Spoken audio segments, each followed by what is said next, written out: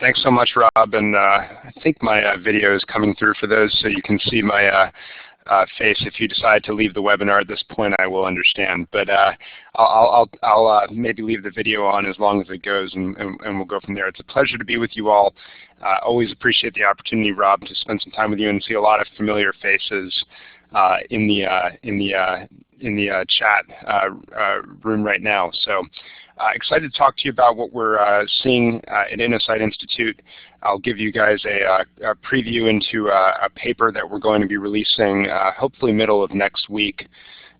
Is my purpose in sort of going through this particular presentation, and take a look at blended learning in a very different way. For the first time, we'll be making some updates to the definition based on what we're seeing in the field, as well as to the taxonomy, some slight modifications. But for the first time in this paper that we're going to be releasing next week, we're looking at the rise of K-12 blended learning through the prism of the theories of disruptive innovation, to think through how these models might evolve in the future and implications for people in different parts of the education field. So once that paper comes out next week, I hope you'll take a read at it, but I'll give you a sneak peek today. I'll also give you guys a sneak peek that we're actually going to be rebranding probably tomorrow, but maybe early next week. And Innosight Institute is going to become the Clayton Christensen Institute.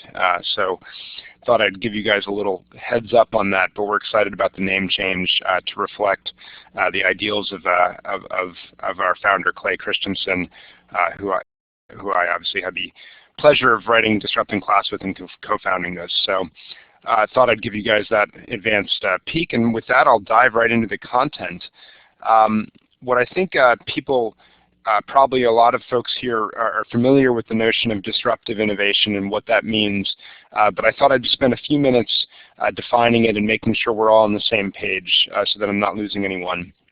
When I use the term disruptive innovation, what I'm referring to is that process that transforms things that are complicated, expensive, inaccessible, and deeply centralized into things that can serve far more people because it's far more accessible, convenient, simple to use, affordable, and so forth. And what we see, unfortunately, Blackboard Collaborate doesn't have animations, and I didn't animate this, but that if you see these different concentric circles right now on the graph, what I want you to do is imagine that this innermost circle, where I've just put my highlight, represents those people with the most expertise or wealth in a given field. And that as you migrate out each successive circle, it represents people with comparatively less expertise or less wealth. And what we see in every sector is that the products and services tend to start in this innermost circle with very complicated or expensive things that are deeply centralized and can only serve people with lots of wealth or expertise. And within each of these circles, you can describe the sector based on this simple graph that I have here in that inner circle, where on the y-axis we have performance, and on the x-axis we have time. And what we see in every sector is that there's two basic trajectories. The first one is this dotted red line. That's the ability of users to absorb performance improvements. And the reason it's relatively flat is because our basic lives don't actually change that much from day to day. And then we have a second line, which is really interesting, which is this blue line here that I'm highlighting, which is the pace of performance improvement of a technology. And what we see is that technology improves much faster than do our lives change. So what at one point starts out on the left-hand side here is not good enough for the majority of users in a given field, over time packs in more and more functions and features and so forth, such that it greatly overserves what the majority of us need in a given field. And what we call these marches up that blue line are sustaining innovations. And sustaining innovations are very critical things in a sector. I think a very big misreading of our work by some has been that sustaining somehow equals a bad thing and disruptive equals good. But the reality is, in a healthy sector, you need far more sustaining innovations than you do disruptions. And disruptions just come along every once in a while when you bring forth to a sector or a market an innovation that, as judged by the historical measures of performance, actually isn't as good as the existing technologies or products or services. And because it's not as good, it can't plant itself in this inner circle among very demanding users. But instead, disruptions bring forth new value propositions, things around affordability, convenience, accessibility, and so forth. And therefore, for all these people who were living in the outer circles and couldn't consume, they were non-consumers and couldn't consume this inner circle product or service, they're delighted with a disruption because it's way better than their alternative, which was literally nothing at all. And so disruptions get their start out in these outer circles with this more affordable or convenient or more decentralized service, and then they too get better and better. And as they do so, one by one, people actually migrate from the inner circle to the outer one as they're delighted with something that's getting better and better and is way more affordable, convenient, simple, and so forth. And that's how we actually see transformation occur in sector after sector. And so we can tell various stories to demonstrate how this plays itself out. But one story that I thought was worth telling was just how people tend to obsess over the technology itself, but it's rarely a technology problem per se, although technology is a critical part of a disruptive innovation. What we see is that technologies can be deployed in either sustaining ways or disruptive ways, and how it's deployed determines the future, if you will. And so if you went back to the 1950s and 60s, the dominant consumer electronics products of the time were tabletop radios and floor-standing televisions. I'm highlighting them there in that inner circle of our disruptive innovation diagram, if you will. And these products were powered by vacuum tubes. Vacuum tubes were about the size of your fist. They blew out every once in a while, but they enabled really these unbelievable technological marvels of their time. And companies like RCA and Zenith and so forth led the way with these technologies. And in 1947, though, an interesting development occurred when scientists out of Bell Laboratories created this thing called the transistor. And the transistor was a potentially disruptive technology relative to the vacuum tube.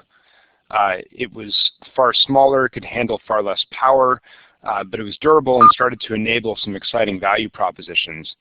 And what we saw was that all the vacuum tube companies here in the back plane took a license to the transistor because they saw its exciting potential, but as they looked at it, they saw a few other things, which was it was pretty crummy at the time, and so they stuck it into their labs and began doing research and development and spending lots of money trying to perfect the transistor, and they basically framed it as a technology problem. If we just make the transistor good enough, we can swap it in for our existing vacuum tubes, and consumers will have no idea the difference. And so what we talked about in Disrupting Class quite a bit was this was the path that the vacuum tube manufacturers took, and despite spending over $1 billion trying to perfect the technology, that hurdle was so high that they never were able to make that swap. But of course, transistors did change the world, but they did so by starting and planting themselves in areas of non-consumption in the form of hearing aids, where the vacuum tube was a very impractical sort of a technology, but the transistor was perfect for it in 1952. And then in 1955 out came this pocket transistor radio that Sony sold to teenagers who were classic non-consumers of tabletop radios because they couldn't afford these devices. And the great thing about transistor radios was, yeah, they were crummy, but they were way better than their alternative, which was nothing. And they were so convenient and portable that you could drop it in your coat pocket and run out of earshot of your parents and listen to your rock and roll music. And it continued to get better and better with the portable television. And over time, what we saw was that people left this inner circle and migrated out to the outer one, and we saw a massive collapse of the vacuum tube consumer electronics products as transistors took over the world, and that's how disruption occurred. So that's a fairly neat story. The interesting thing is that what we've observed is actually the story is very rarely that neat in these transitions in most sectors. That most sectors actually go through what we call a hybrid phase. To demonstrate the story, I put that same diagram up here, but I just thought I would tell a story about a really arcane thing, which is earth excavators, or basically shovels that dug up earth. And I've pictured one here. And what you saw back in the 1940s and 50s and so forth was that these these excavators were actually powered by cables. And so you can see the cables in that particular diagram, and they basically made this frontward scooping motion, and maybe I'll sort of demonstrate it, which was they would come into the earth and then lift it up like that. And what it enabled was to dig very big holes, but very imprecisely. And these devices were sold to very big contractors and so forth who had huge holes to dig and the like. And then an interesting thing happened when people came out with this new technology of hydraulics, which I've pictured here. And basically hydraulics allowed you to operate the shovel in a very different way. Rather than having this frontward scooping motion, now you had a backward scooping motion, which I've depicted up here, you can see, where it would come in from the earth like that and then dig it up in this other way. And what it actually enabled was you to dig far more precise holes, but initially the hydraulics wasn't that great. So they could only dig very small holes, and they couldn't be very far away from you because it couldn't handle the load of lots of earth in the shovel. And so the first application of the pure disruptive hydraulic shovel is shown here in this picture in the Bobcat, which you actually, I was driving to work this morning in California and saw a Bobcat shovel out on the road digging a small hole. You could these things dug very small holes, and they basically sold them to people who just had small holes to dig in their backyards or whatnot, not to these major contractors. So it was a classic non-consumption problem that they targeted to. And then you saw a continued improvement, and over time, the disruptive hydraulics completely transformed the sector, and we don't see cable excavated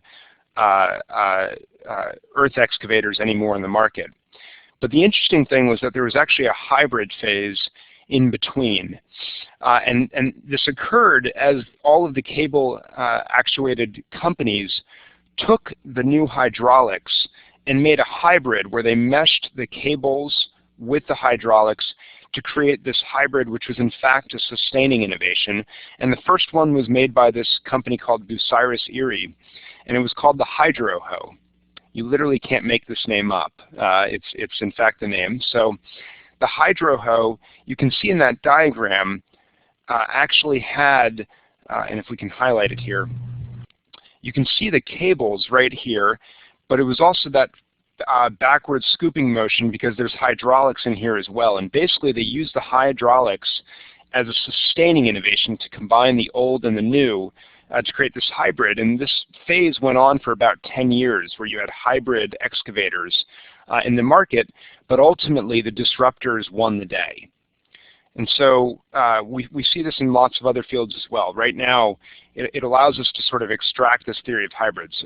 People are making a big deal out of electronic vehicles right now. Tesla is getting a lot of headlines. What we can predict from our theories is that Tesla, or a very expensive solution that tries to compete with conventional automobiles, is not going to carry the day. Because just like the vacuum tube companies that tried to cram in a pure play transistor in their leading offerings, the slow incremental improvements of the conventional engine will just carry the day. But we do see a disruptive entrant of electronic vehicles, and the question is, you have to look for places where there are customers that would love a car that can't go far and won't go fast. And the answer is, in old age communities or among teenagers, there are parents that would certainly love to have electronic cars that are limited today because it's better than what the alternative would be. And you can imagine from here it'll get better and better. But in between there's a hybrid stage, right, which is the combination of the electronic with that internal combustion engine, which is going to last, I think, for quite a long period of time as this hybrid phase in the market. We even see it in photography. The hybrid was when you took digital cameras and you still printed out photos either at Walgreens or CVS or on your printer, and the pure play disruption that we see starting to take over the market is just in your smartphones that allow you to share photographs through Instagram or Facebook or whatnot very seamlessly, and we actually really don't print out pictures very often at all anymore. And that pure play disruption we can see is ultimately going to carry the day, even though it underperforms initially along certain metrics. And so our theory is that we're actually seeing the same thing start to emerge in K-12 education. But before sort of going over that, it makes sense to talk about how to spot a hybrid. There seems to us to be 4 particular characteristics that really sort of explain, or you can see to see if this is a hybrid, which is a sustaining innovation again to the dominant technology. And so the first thing is it includes both the old and the new technology. Whereas the pure disruption does not offer the old technology in its full form. The second thing that allows you to spot a hybrid that has both the best of the old and the new is it targets existing users, not non-consumers. And so it's trying to do the job, this is number 3, of the existing technology better, and it uses that new technology to actually extend its performance advantage. And then the fourth thing is its disruptions tend to be more foolproof because they enable non-consumers with less wealth or expertise to use them. What we see is that it's less foolproof than a disruptive innovation. And what we mean by that is it doesn't reduce the level of the wealth, nor does it reduce the level of expertise to purchase and operate it. And that's sort of our sense of what a hybrid has. And as we look at blended learning, we see that there are certain models that are falling under the hybrid experience, and there are certain models that are falling under a pure play disruptive experience. So I thought I would just talk through them. Before doing so, this is the new definition of blended learning that we're coming out with based on the research that we've seen there and talking to people like Rob who've been pushing us for a number of years on this. Before I dive into this definition, I want to make one note, which is actually what we're seeing is because there is no non-consumption of public schooling in the United States, our sense is that the hybrid solution of blended learning schooling will be the dominant paradigm in the future. And that's what we've seen in market after market. When there's no non-consumption, the only hope for a disruptive technology to make an impact is in a hybrid solution. So we think that the bulk of schooling will be in blended learning. But we see lots of non-consumption of courses and classes, particularly at the high school and middle school level. And so we think that's really where the disruptive story is going to emerge, which is within high schools and within middle schools, the disruption of the classroom as we know it. And so with that as a prelude, our definition of blended learning, some of this will still look familiar. The first part is it's a formal education program in which a student is learning at least in part through online learning, where they have some element of student control over the time, the place, the path, and or pace of learning. The second part is it has to happen at least in part in a supervised brick and mortar location away from home, generally school. And then the third, this is the real new part of it, which is that the modalities along each student's learning path within a given course or subject have to be connected to provide an integrated learning experience. So what we mean by that is if I'm working in a small group instruction offline with a teacher, and then I go into online learning, there has to be some sort of connection in the data between those things so that they're not totally disconnected experiences and therefore not really blended. So that's the update on the definition. It still rules out the traditional things that we've always said are not blended learning. We're not talking about technology-rich classrooms here, where you've simply layered in an electronic whiteboard and are continuing to lecture but haven't given the students any element of control over the time, place, path, and/or pace of learning. Nor is it simply one-to-one laptops or digital textbooks. Those things may be important enablers of a disruptive innovation, but simply because you have those devices in a classroom does not mean you are doing blended learning. You have to see that pedagogical shift itself to time, place, path, and/or pace of learning. Now, what we're seeing out of this is the taxonomy of emerging blended learning models that we're seeing develop. This will look very familiar from the report the year before that we did. The one difference that I'll call your attention to is the a la carte model, which is what we used to call self-blend.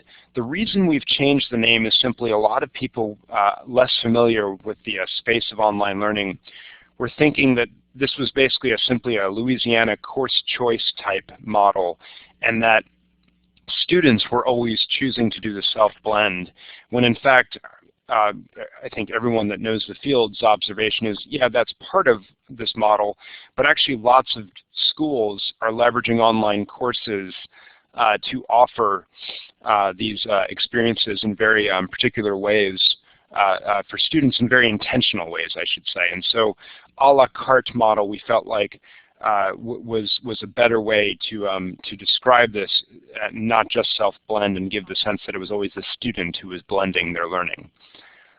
Now our sense out of this is that several of these models are actually sustaining innovations to the classroom. They combine the classroom with the online learning to create a hybrid and therefore allow the classroom to do what it's historically done better. A station rotation model is a classic case of this, where you keep the classroom as it is, and you just have stations within the classroom where students are doing different things. It's been the dominant model in elementary school, and the blended learning version of it is to make one of the stations online learning. And we're seeing this propagate itself very rapidly through the elementary school world, but it really does look like the traditional classroom, just adding online learning. And here's a picture from Kip and Power that uses a station rotation, where the teacher still is really in a very traditional role, and you see those very traditional features of a classroom combined with online learning. Here's another snapshot of what it looks like. Our sense is that the lab rotation model is also a classic hybrid of this, that it's combining traditional classrooms with online learning. And so students are learning in traditional classrooms, but then they rotate out for a period of time with the online learning. And you see this language often said about lab rotations, which is to give the best of both worlds, which is something we very classically see in these hybrid sustaining innovations. Now, the flipped classroom probably inherently makes sense that this is a sustaining innovation as well, because it literally keeps that classroom structure again and just flips the where the activities are occurring. Now, outside of these three, the other models look far more like classic disruptive innovations to us. And what's interesting about them is that while these three models that I just went through are actually planting themselves often in core instruction areas, like core math classes or core reading classes and so forth, the disruptive models have actually tended to get their start in the areas of non-consumption, true to form, as with any disruptive innovation, as you think about it. And so dropout recovery, credit recovery, AP advanced courses, etc., are really where these models have gotten their start and are starting to go more and more into the mainstream, but are still, people are very reticent to turn over to these much more wide open models that really take online learning as the given and are just adding a brick and mortar component to it to improve the online learning that is not in fact a classroom as we would have known it. And so the classic, one classic one is the individual rotation model out of this. Carpe Diem or New Classrooms has popularized this, and you can see they've quite literally discarded the notion of a classroom completely. They have a huge central learning lab with students with their own offices learning at their computers, and then rotating out to what aren't classrooms but are really breakout rooms on the perimeter to do various different activities. And Carpe Diem, for example, looks like this. There's nothing classroom about it at all as you look through the environment, and so it looks much more like a disruptive innovation. The flex model, which has been used so much in dropout and credit recovery areas where the teacher of record is in person with the students, but the online learning is really the platform, if you will, for a student's learning experience, is much the same thing. It throws out the classroom as we've known it and creates this wide open space that feels uncomfortable for those in the traditional classroom experience in many, many ways. And so it's really the online learning adding a brick and mortar component to it to get better and be able to serve more students that need that brick and mortar element and those teachers around them and peers around them and so forth. But it's not replicating by any means that traditional classroom. The a la carte model is much the same. In many ways, this is the purest of the disruptive innovations because the online learning course denotes one in which the teacher is actually an online teacher, is actually remote from the students. And the only reason it's blended learning is because from the students' aggregate experience of schooling, they're taking some courses traditional and some courses fully online, which are very clearly disruptions and have no classroom component of them and make learning far more accessible and equitable to people that otherwise would not have access to a qualified teacher in a particular subject or access to subject matter expertise and so forth. And then the enriched virtual model, of course, is also disruptive. It's a close cousin of the full-time virtual model, and it's just added this brick and mortar learning center drop-in location in many cases where students are required to go a certain amount of times a week to work with teachers and school students and so forth in a brick and mortar way, but it really has thrown out that traditional classroom altogether and so forth. In the paper we go through this very rigorously to explain how these line up, but hopefully you can see the sense and see the different value propositions that each of these things start to bring to the sector. And there's some implications, I think, out of this. One implication is that over the long term we can predict that in areas where the disruptive models are getting their start, that they're actually going to be the agents of change in the longer run. That doesn't mean that sustaining innovations, however, don't have a critical part to play in this evolution toward a blended learning schools and hopefully student-centric education designs in the future. But that over the long term, these models are likely to be the engines of change. Our observation has been that in elementary school, we're not really actually seeing many disruptive models emerge, and our sense is as a result that actually sustaining innovations will be the dominant way forward, whereas in middle and high school, these more flexible learning environments will actually come to dominate in the years ahead, with the one caveat that the architecture of schools as they exist today could be a significant barrier in making this last a very long time. And in the paper we talk about the lessons from the hybrid form of online banking combined with branch banking and how that's been a several decade hybrid phase and what the implications and analogies are for K-12 education. An interesting question then is, as an educator on the ground, what are your various options in sort of implementing these different models?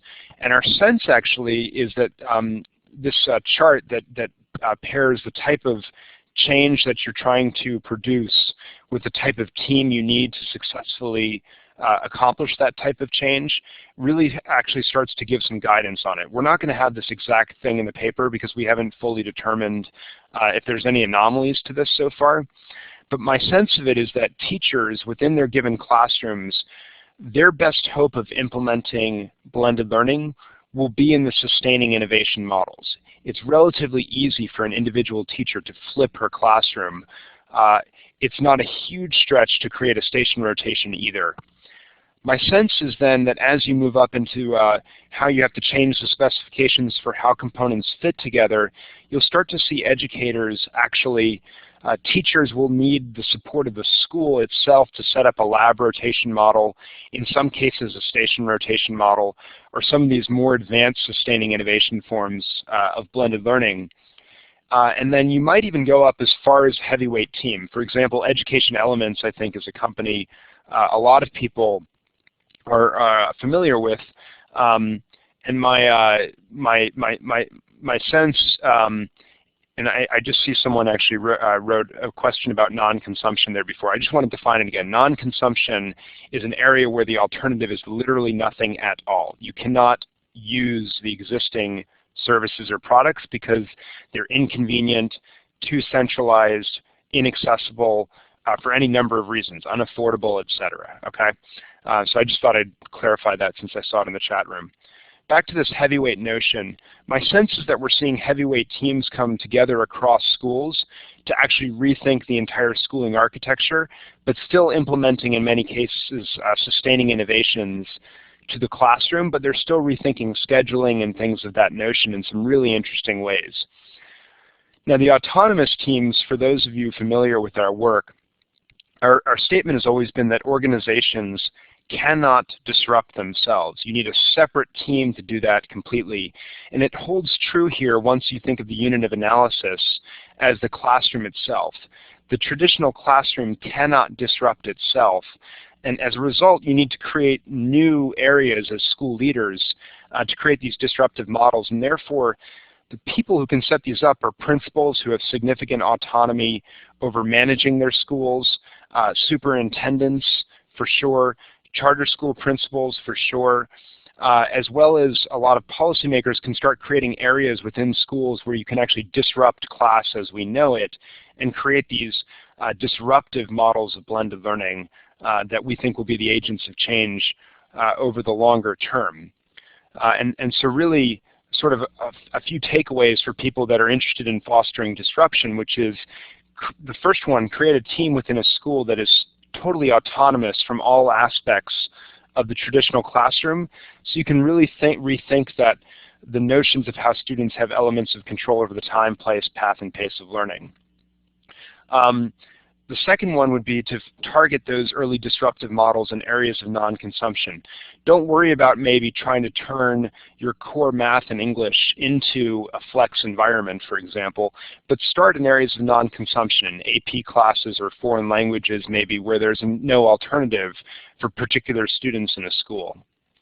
The third is that when you're ready to expand beyond non-consumption, there's a lesson which is to serve students maybe who have less demanding performance requirements because the disruption is still pretty primitive and we're learning a lot about how it works. And so helping to serve students that maybe have better supports at home or have less significant problems may make more sense actually in the early going rather than trying to serve the hardest to serve problems. And that's a lesson from disruption, which is you pick off one by one the simplest problems and get better and better, and over time you can serve the more complicated problems. The fourth thing is that as leaders in schools or districts or charters, committing to protect the fledgling project is really important because the natural DNA of an organization is to co-opt something that doesn't, a disruption that flies in the face of how it does its operations. And so really protecting these pure play disruptions is very important. And then of course in the fifth, people who've read iNACOL's work on moving away from an input-based policy to really an outcome-based one is very important because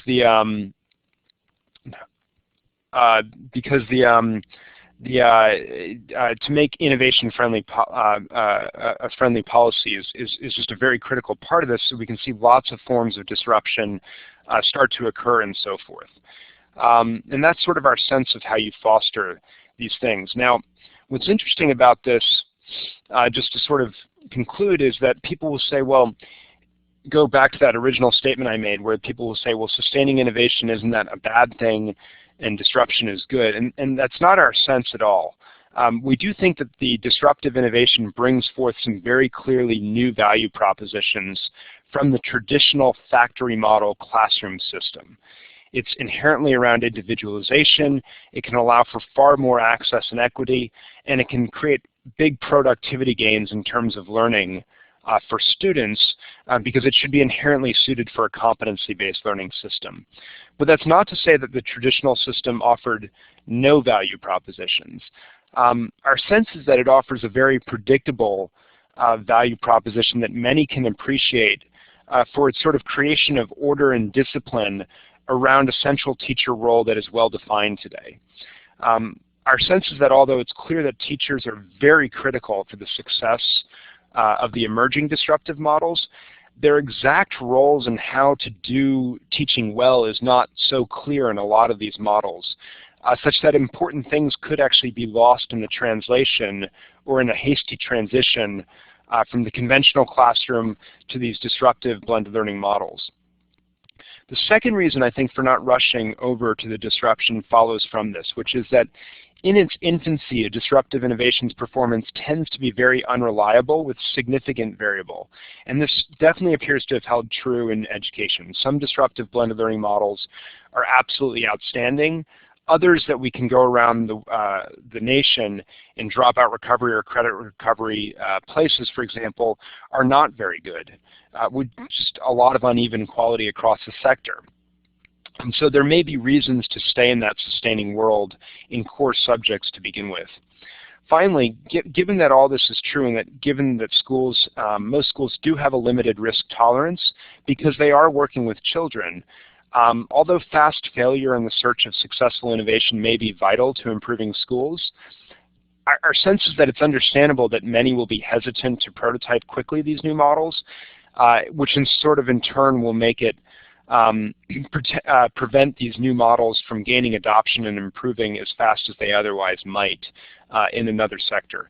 And so those are sort of the reasons we think that there could be some delay in these emerging models. So I guess I'll leave it there, I think, and maybe I'm not quite sure where that just appeared on the screen, but I'll switch to the last slide and conclude my remarks there. That's our sense of how blended learning is starting to take shape with some very clear clusters that are sustaining innovations, others that are disruptions, with new value propositions, which should be exciting, I think, for moving to a student-centric learning system. But that transition could be very messy, and this is actually not that different from any other sector we've observed, which I think is helpful for thinking about what lessons we might draw from it in this transition. So thanks so much for your time today, and hopefully this was useful in thinking about what's coming down the pike. And again, we have this new paper coming out in the next week or so that'll go into far more depth in all of this that I hope you guys will check out and take a look and fire some comments our way. But for now, Rob, happy to take some questions and thanks, Michael. go through some dialogue. So thank you. I guess I can take some questions, actually, Rob, right now. Maybe in the should I take the questions? I was just going to read them to you. So Wendy talked about throwing out the baby with the bathwater and hybrid models, and then Gregory's got a question there. Yeah, why don't you start with those? Perfect, will do. I'll take off my video also so my tracking on my eyes is not distracting as I'm reading the questions.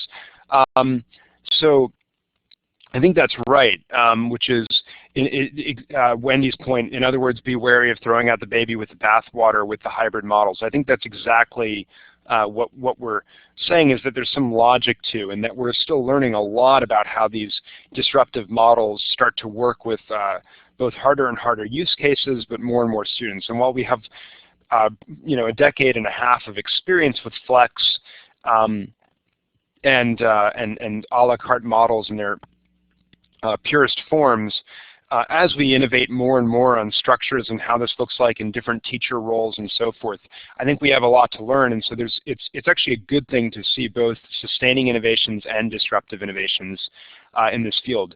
Greg's question is, do you consider high-poverty urban elementary schools an environment with more performance challenges and therefore are not quite ready for a blended model? I actually think that's exactly right, that we're much more likely to see station rotation models dominate in elementary schools as a sustaining innovation that still keeps that measure of control and still allows for that order of discipline and starts to move us towards some of the value proposition that online learning has to offer around customization and so forth, but we'll probably stay locked in those models for the foreseeable future.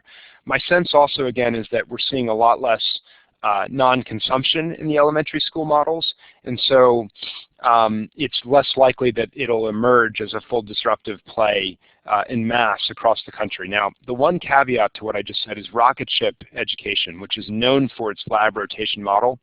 For those of you who have been following, they're actually planning to transition next year to what we would much more call a flex environment for blended learning. And as a result of that transition, we're going to learn a lot, I think, about working with low-income students in urban areas in a much more flexible, open-ended environment. And my guess is actually that they'll figure out a way to be successful about it. I'm still skeptical of how much that model will scale across traditional elementary schools that are out there. There's a question then from Nancy about, for these emerging models, are there also emerging models of measuring learning, achievement, and well-being? Great question. My sense on that is that in the sustaining innovation models, actually the traditional metrics have been around seat time and things of that nature, whereas these new models are inherently made for a competency-based learning environment. Measuring seat time in a flex environment or an a la carte environment where the classroom is no longer the dominant model literally makes no sense at all. And so inherently, I think we're going to move to systems that measure learning in real time through badging in very different ways, hopefully, from what we've traditionally done. I think the second question on the well-being, or sorry, the second part of the question on the well-being of the student is the really interesting one to be thinking about. My sense is another reason blended learning schools, the hybrid of blended learning schools, is likely to be the dominant model, is that for many students, school plays a very critical function around health, access to good food, social opportunities, and so forth. And so my sense is that as the disruptive models gain steam, what they will do is mean that schools pivot from being places that focus on delivering excellent instruction to instead places that focus on delivering excellent support around food, health, emotional needs, well-being, and so forth, which are often the reasons that trip students up from learning well, and that the online learning will actually be the dominant paradigm for figuring out the learning models and so forth. So I think that's a really interesting point and will be part of what helps schools actually rotate to the community schools that you'll often hear Randy Weingarten and others talk about as the future of schooling. I actually think blended learning is the way that we'll get there. Let's see, other questions. Michael, just one other comment. So Wendy commented earlier, I thought it was worth repeating here. She says, we need to get used to the messiness and be intentional with review, reflection, and evaluation of programmatic changes. And then Allison asked the question, what research has been done to demonstrate the value of blended models, and why is blended better for students? So those might be two other questions to comment on. That's great, and thanks, Rob, for highlighting them. On the first one, that's right. I think actually as we're experimenting in these really wide open models, taking a lean startup approach or a discovery-driven growth approach makes a lot of sense. For those who don't know those methodologies. I'll just write them in the chat here. But lean startup and discovery-driven growth are huge areas that are really important ways to iterate and fail fast so that you don't have a colossal failure in the end. And the basic idea is that you set up what's your definition of, what's the problem you're trying to solve, identify measurable outcomes, ways that you would know in very measurable ways, and that's very important that you know you're being successful. And then you identify all the assumptions that you're making about how the world works that you have to test to realize those successful outcomes. And as you implement, you basically do it as an experiment to very quickly, every week or couple weeks, iterate and make changes and pivot so that you can find true north ultimately. And taking that lean startup or discovery-driven growth mindset to this field, particularly in these disruptive models, is very important, I think. And if people look at what Summit Public Schools is doing, and Diane Tavner, who's the head of Summit Public Schools in California, they're taking this lean startup approach very aggressively. And I was at the school a few weeks ago. It's a flex model that's competency-based learning, super interesting.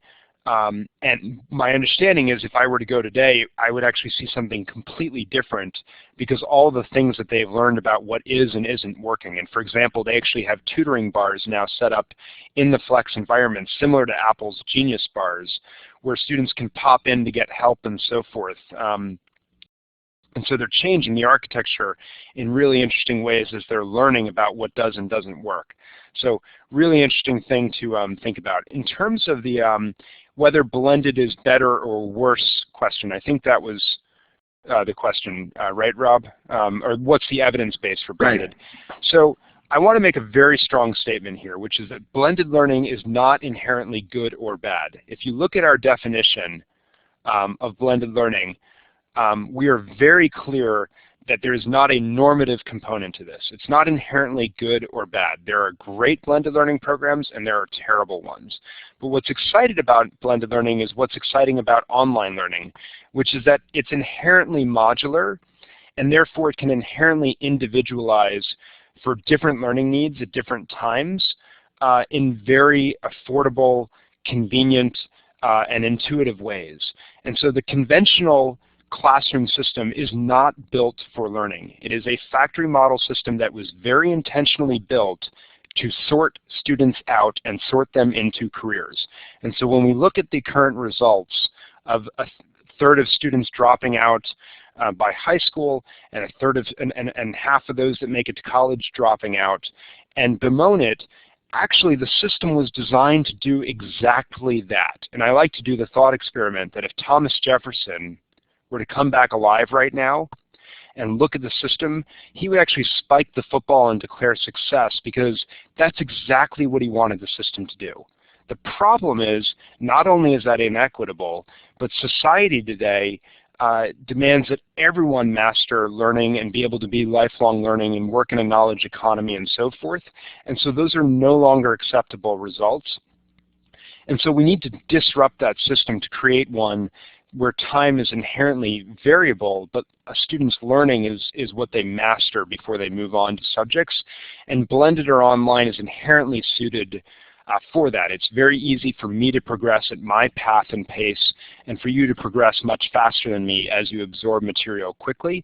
And so the promise and potential is very exciting, but there's no guarantee per se. And so there are great examples of blended learning models that are just doing great by students. You can see unbelievable things in that model and so forth. But there are also, but it is not universal. The potential is clearly there, which is very, very exciting. But it is not a guarantee. And so what I encourage researchers in looking at this is not to make total claims about is blended learning good or not. And I actually don't even think that there's a correlation between the models that I just went through and whether it's good or not, but instead to look at the operations underneath to figure out whether it's working for students and meeting them with their distinct needs, and is it fulfilling that thing or not. And that's, I think, the interesting question. The Michael and Susan Dell Foundation released about 5 case studies last year looking at very particular blended learning models deep into their operations. That's the kind of research I think we need right now. So hopefully that's helpful. Why is Summit, I see a question, a flex school instead of an individualized rotation? Great question that I'll answer.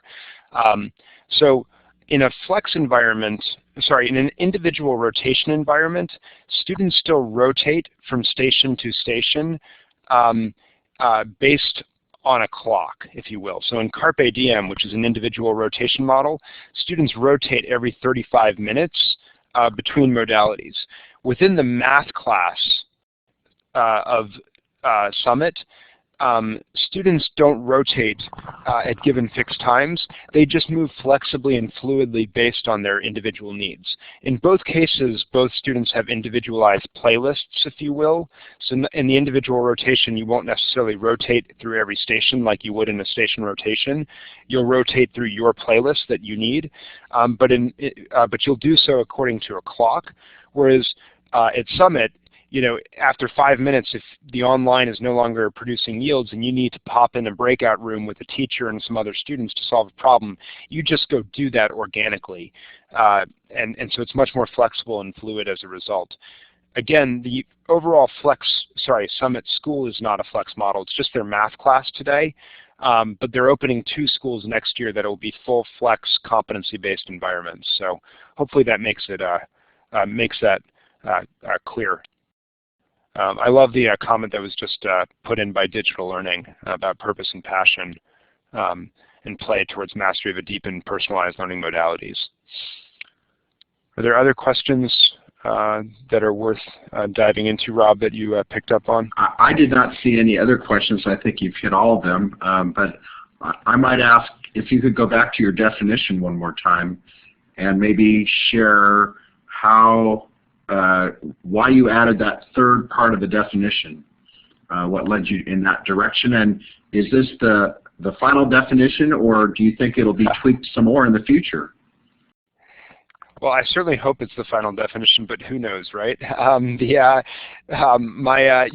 came of this was actually a lot of conversations with you and some others who kept pointing out that in, say, a lab rotation school, if you were doing online learning but then going into a classroom that was totally disconnected from that experience, what was different from that from doing Math Blaster back in the day or Oregon Trail or whatever else? So you were jumping on a computer, but it wasn't informing anything you were doing then when you were going back into the mainstream classroom itself. And that didn't feel different itself and didn't actually give element of real student control over the time, place, path, and pace of learning. So one could argue you don't need it because the time, place, path, and pace was good enough. But we felt like because of the confusion in the field over this, that connecting these things was really critical. I'll share some insight. We initially actually wrote it as data connects the experiences for a student, but we actually moved away from that formulation because it felt like an input version of the statement to talk about the data. And instead what we wanted to say was that the modalities along each student's learning path are connected, right? And so it may be very zeros and ones data that's connecting it, but it also may be a teacher that's translating things, which is also a form of data, but we didn't want to give a weird connotation off of it. And so we went with the outcome formulation of it, which is that the modalities are connected to provide this integrated learning experience. And we felt like within that given course or subject, it was a pretty critical part that deserved its own clause. We hope it doesn't make it terribly more confusing, but we think it'll provide some clarity to the field and not treat things as just sort of nice to have as much, right? It'll give a little more substance to the definition and make it a little more ironclad is our hope. But really, actually, Rob, an early blog from you and some comments with others really pushed us toward this direction. So we're constantly trying to evolve and stay up with it. My sense is that the models will still evolve, but I'm hopeful that this definition will be pretty sticky at this point. There is one question that I just quickly tackle, and then maybe I'll conclude on that, which is, I see, will this disruption actually ultimately end the age-graded classrooms and age-based classrooms and graded schools of that nature and so forth? My sense is that's right, that as you move into flex models that are really open learning environments, not classrooms or learning plazas, or we need a good name for it, I think, still.